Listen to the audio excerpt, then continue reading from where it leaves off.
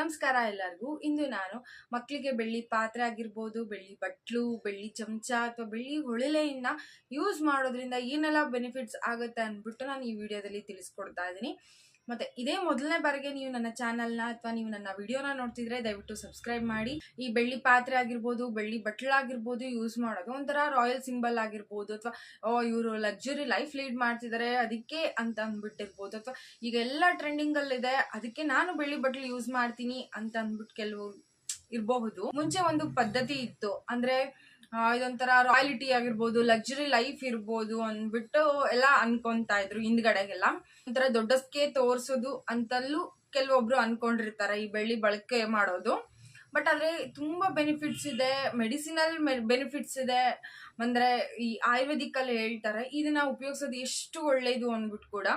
So ಈ video ನೋಡಿದ್ರೆ ನಿಮ್ಗೆ ಗೊತ್ತಾಗುತ್ತೆ ಏನಕ್ಕೆ ಈ ಬೆಳ್ಳಿ ಬಟ್ಲನ್ನ ಮಕ್ಳಿಗೆ ಯೂಸ್ ಮಾಡ್ತಾರೆ, ಬೆಳ್ಳಿನ ಏನಕ್ಕೆ ಮಕ್ಳಿಗೆ ಯೂಸ್ ಮಾಡ್ತಾರೆ ಅಂದ್ಬಿಟ್ಟು. ಸೊ ಕೊನೆ ತನನು ವಿಡಿಯೋನ ಸ್ಕಿಪ್ ಮಾಡ್ದಲೆ ನೋಡಿ. ಬೆಳ್ಳಿ ಮಕ್ಕಳನ್ನ ಆಹಾರನ ಬಹಳಷ್ಟು ಹೊತ್ತು ಫ್ರೆಶ್ ಆಗಿಡಕ್ಕೆ ಸಹಾಯ ಮಾಡುತ್ತೆ. ಮಕ್ಕಳು ಇಮಿಡಿಯೇಟ್ ಆಗಿ ನಾವೇನಾದ್ರೂ ಮಾಡಿದ್ರೆ ತಿನ್ನೋದಿಲ್ಲ, ತುಂಬಾ ಸಮಯ ತಗೊಂತಾರೆ, ಮತ್ತೆ ಅವ್ರದ್ದೇ ಆದಂತ ಟೈಮ್ ಕೂಡ ತಗೊಳ್ತಾರೆ. ಸೊ ಕೆಲವು ಮನೇಲೆಲ್ಲ ಏನಾಗುತ್ತೆ ಅಂದ್ರೆ 1 hour 2 hour ತನನು ಅವ್ರ ಹಿಂದ್ಗಡೆ ಓಡಾಡ್ತಾ ತಿನ್ನಿಸ್ತಾ ಇರ್ತಾರೆ.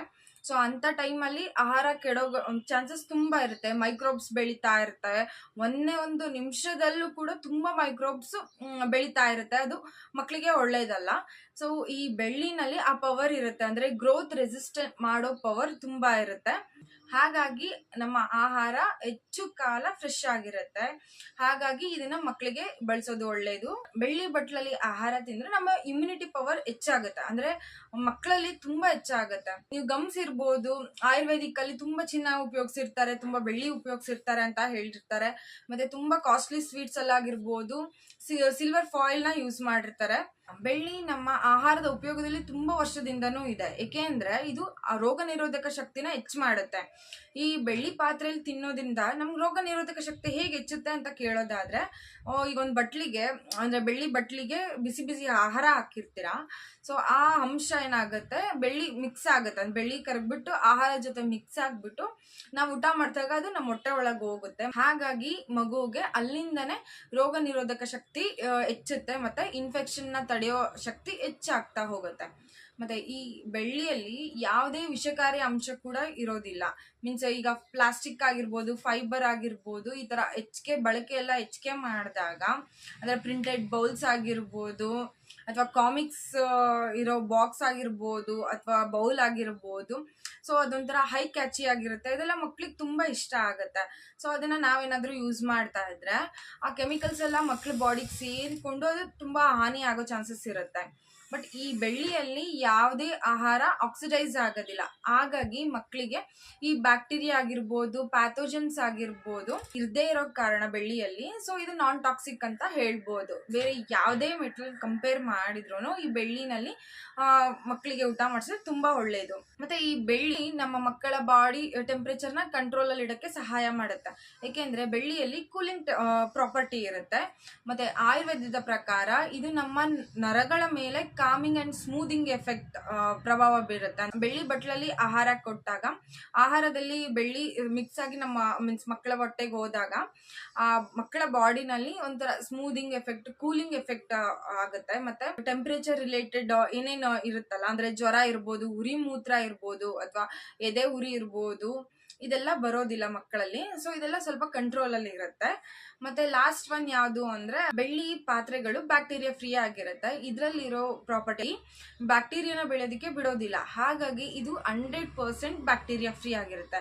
ಅಂದ್ರೆ ಬೇರೆ ಪಾತ್ರೆ ಆಗಿರ್ಬೋದು, ಅಂದ್ರೆ ಸ್ಟೀಲ್ ಆಗಿರ್ಬೋದು, ಪ್ಲಾಸ್ಟಿಕ್ ಆಗಿರ್ಬೋದು, ಇವೆಲ್ಲಾನು ಸ್ಟೆರಿಲೈಸ್ ಮಾಡ್ಬೇಕಾಗಿರುತ್ತೆ ಯೂಸ್ ಮಾಡೋಕ್ಕಿಂತ ಮುಂಚೆ. ಬಟ್ ಈ ಬೆಳ್ಳಿನ ಆತರ ಅವಶ್ಯಕತೆ ಇರೋದಿಲ್ಲ, ಸ್ಟೆರಿಲೈಸ್ ಮಾಡೋ ಅವಶ್ಯಕತೆ ಇರೋದಿಲ್ಲ. ಜಸ್ಟ್ ಹಿಂಗೆ ವಾಶ್ ಮಾಡ್ಬಿಟ್ಟು ಅದನ್ನ ಬಳಸ್ಬೋದು ಮಕ್ಕಳಿಗೆ.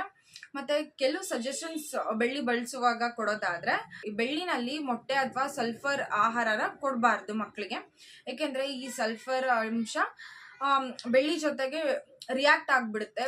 ಆಹಾರದ ಬಣ್ಣ ಚೇಂಜ್ ಆಗುತ್ತೆ ಮತ್ತು ಟೇಸ್ಟ್ ಚೇಂಜ್ ಆಗುತ್ತೆ. ಇದು ಹಾನಿಕಾರಕ ಅನ್ಬೋದು ಮಕ್ಕಳಿಗೆ. ಸೊ ಮೊಟ್ಟೆ ಮತ್ತು ಸಲ್ಫರ್ ಇರೋ ಅಂಥ ಆಹಾರನ ಬೆಳ್ಳಿ ಬಟ್ಲಲ್ಲಿ ಮಕ್ಕಳಿಗೆ ಕೊಡಬೇಡಿ. ಮತ್ತು ಮಕ್ಕಳಿಗೆ ಬಳಸೋ ಅಂಥ ಬೆಳ್ಳಿ ಐಟಮ್ಸ್ನ ಅಗ್ಲಗ್ಲ ಪಾಲಿಶಿಗೆ ಕೊಡಬೇಡಿ. ಅದನ್ನೇ ವಾಶ್ ಮಾಡಿ ಕೊಟ್ಟರೆ ಒಳ್ಳೆಯದು. ಮತ್ತು ಈ ಬೆಳ್ಳಿನಲ್ಲಿ ಸಿಟ್ರಿಕ್ ಫ್ರೂಟ್ಸ್ ಅಂತ ಆಸಿಡಿಕ್ ಫ್ರೂಟ್ಸ್ನ ಕೊಡಕ್ಕೆ ಹೋಗಬಾರ್ದು, ಯಾಕೆಂದರೆ ಅದು ರಿಯಾಕ್ಟ್ ಆಗಿಬಿಡುತ್ತೆ. ಮತ್ತು ಮಕ್ಕಳಿಗೆ ಯಾವ್ಯಾವ ಬೆಳ್ಳಿ ಐಟಮ್ಸ್ ನೀಡಿದೆ ಅನ್ನೋದಾದರೆ ಸೊ ಫುಡ್ ರಿಲೇಟೆಡ್ ನಾನು ಹೇಳ್ತಾ ಇರೋದು. ಈ ಬೆಳ್ಳಿ ಬೌಲ್ ತೊಗೋಬೋದು. ಅಂದರೆ ಸಣ್ಣ ಮಕ್ಕಳಿಗೆ ಏನಾದರೂ ಅಂಬ್ಲಿ ಆದರೂ ಆಗಿರ್ಬೋದು, ಅಥವಾ ಏನಾದರೂ ಸಣ್ಣ ಪುಟ್ಟ ಆಹಾರ ತಿನ್ನಿಸೋದಕ್ಕೆ ಅಥವಾ ಫ್ರೂಟ್ಸ್ ಏನಾದರೂ ಕೊಡೋದಕ್ಕೆ ಈ ಬೆಳ್ಳಿ ಬಟ್ಲನ್ನ ಯೂಸ್ ಮಾಡ್ಬೋದು. ಸೊ ಒಂದು ಬೆಳ್ಳಿ ಬಟ್ಲು ಮತ್ತು ಒಂದು ಬೆಳ್ಳಿ ಲೋಟ, ಹಾಲು ಕುಡಿಯೋದಕ್ಕೆ, ನೀರು ಕುಡಿಯೋದಕ್ಕೆ ಅಂದ್ಬಿಟ್ಟು ಒಂದು ಬೆಳ್ಳಿ ಲೋಟ ತೊಗೋಬೋದು. ಮತ್ತು ಒಂದು ಚಮಚ ಏನಾದರೂ ನೀವು ಸ್ಪೂನ್ ಫೀಡಿಂಗಲ್ಲಿದ್ದರೆ ಜಸ್ಟ್ ಒಂದು ಸ್ಪೂನು ಏನಾದರೂ ತಿನ್ನಿಸೋದಕ್ಕೆ ಯೂಸ್ ಮಾಡೋದಕ್ಕೆ ಅಂತಂದು ಸ್ಪೂನು, ಮತ್ತು ಒಳ್ಳೆ ಅಂತಂದು ಹೇಳ್ತಾರೆ ನಮ್ಮ ಕಡೆಗೆ. ಸೊ ಈ ಒಳ್ಳೆನ ಸಣ್ಣ ಮಕ್ಕಳಿದ್ದಾಗಿಂದನೂ ಅವ್ರಿಗೆ ಏನಾದರೂ ಔಷಧಿ ಆಗಿರ್ಬೋದು, ಹಾಲಾಗಿರ್ಬೋದು, ಏನಾದರೂ ತುಂಬ ಹಠ ಮಾಡಿದ್ರೆ ಹಾಕೋದಕ್ಕೆ ಅಂದ್ಬಿಟ್ಟು ಈ ಒಳ್ಳೆನ ಯೂಸ್ ಮಾಡ್ತಾರೆ. ಸೊ ಇದಿಷ್ಟು ಬೆಳ್ಳಿ ಐಟಮ್ಸ್ನ ನೀವು ಮಕ್ಕಳಿಗೆ ಊಟ ಮಾಡುವಾಗ ಉಪಯೋಗಿಸೋದು ಒಳ್ಳೆಯದಾಗಿರುತ್ತೆ.